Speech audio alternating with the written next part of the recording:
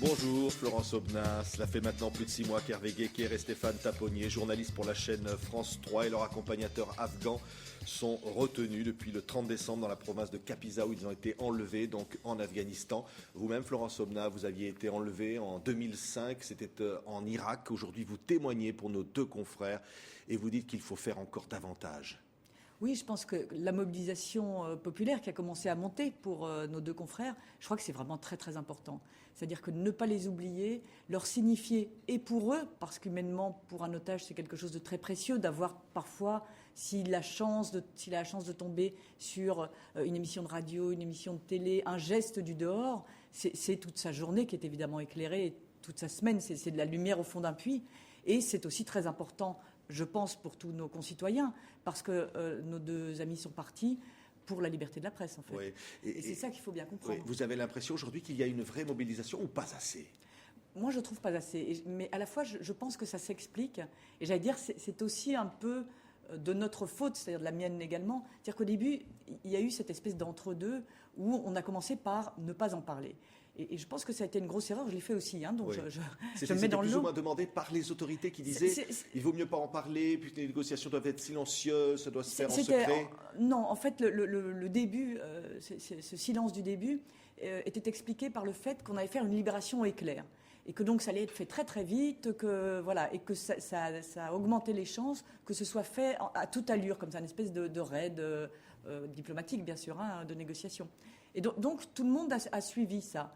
Et en fait, ensuite, bien sûr, la pente est très très longue à remonter. Ça a été un faux espoir, cette libération rapide a été un faux espoir. Oui, et puis il y a les autorités, notamment même les autorités militaires, qui ont dit, qui les ont mis en cause directement, en disant ça, on a déjà dépensé 10 millions pour les libérer, qui ont culpabilisé finalement l'action des journalistes. C'est ça, non seulement ils n'ont pas été libérés rapidement, mais tout le discours, j'allais dire officiel, parce il faut vraiment parler de ça quand on parle de Claude Guéant, quand on parle du général Georges Lain, quand on parle des hautes autorités de l'État, a été non pas de leur envoyer de la solidarité, de la compassion et en tout cas tout ce qu'on peut faire pour les aider, ça a été au contraire de leur envoyer une avalanche d'insultes. C'était des gens qui avaient pris des risques, ça coûtait cher, c'était pas possible, où est-ce qu'on était. Et ça, je pense que ça n'est tout simplement pas supportable. Oui. C'est-à-dire, c'est des gens qui vont tout simplement faire leur métier. La liberté de la presse, c'est quelque chose qui se défend. L'Afghanistan, c'est un pays où on nous dit, voilà, c'est tellement important, c'est là où se défendent les droits de l'homme dans le monde, des soldats sont envoyés, etc. On ne peut pas se contenter d'une information officielle. Oui. Les journalistes doivent continuer à y aller. Et ils y vont pour ça.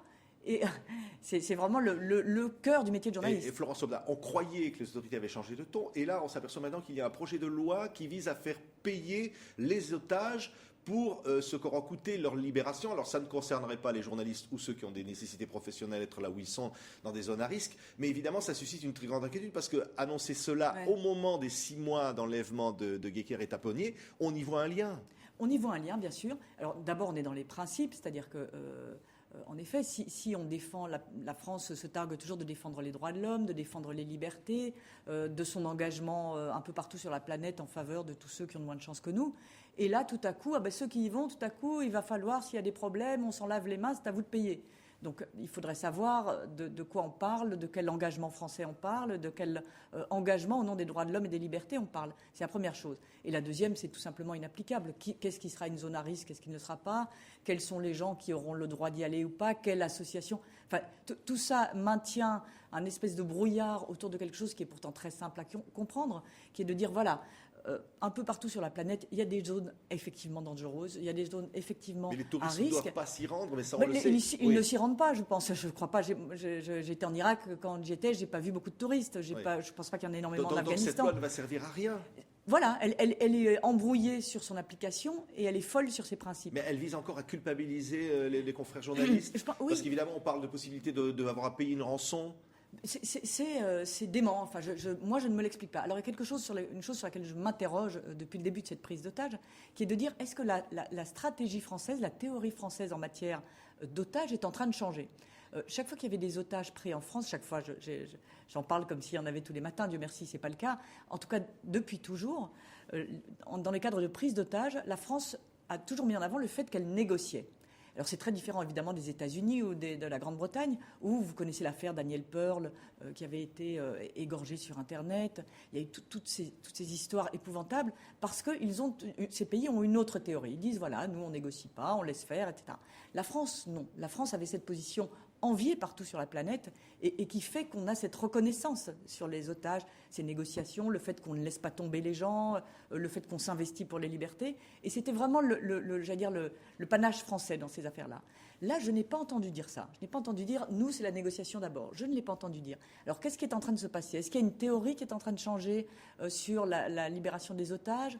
Il y a eu plusieurs fois récemment des libérations par la force, je pense notamment à celle du Ponant. Voilà. Est-ce que pour les otages journalistes, on est en train de changer d'avis? Je crois qu'à ce moment-là, il faut qu'on mette les choses sur la table et qu'on sache de quoi on est en train de parler. Mais vous avez je suis très inquiète. Oui, il y a eu l'affaire Bettencourt, il y a eu Florence Cassé, un engagement très fort du président de la République. Vous avez l'impression que là, sur le cas de ces deux journalistes, Nicolas Sarkozy s'engage moins? Beaucoup moins. Moi, écoutez, c'est vrai que j'avais suivi l'affaire d'Ingrid Bettencourt, celle des journalistes qui étaient au Tchad dans l'affaire de l'Arche de Zoé. Voilà, l'avion présidentiel s'est déplacé, on avait fait toute une histoire, ils les avaient ramenés dans l'avion, etc. Parlons même des infirmières bulgares. On a l'impression que le début de septennat, c'était Zorro va chercher tout le monde partout sur la planète. Et là, tout à coup, ces deux confrères, alors que vraiment, ils vont vraiment faire leur travail. Enfin, il n'y a vraiment aucun doute sur ce projet-là. Et je crois qu'il faut vraiment bien le répéter, parce que si ça se trouve, les preneurs d'otages sont en train de regarder la télévision. Et c'est des gens qui sont journalistes, c'est des gens qui font leur métier. Il faut qu'il n'y ait aucune ambiguïté sur le fait que ce ne sont pas des agents, ce sont vraiment des gens dans l'exercice de leur métier.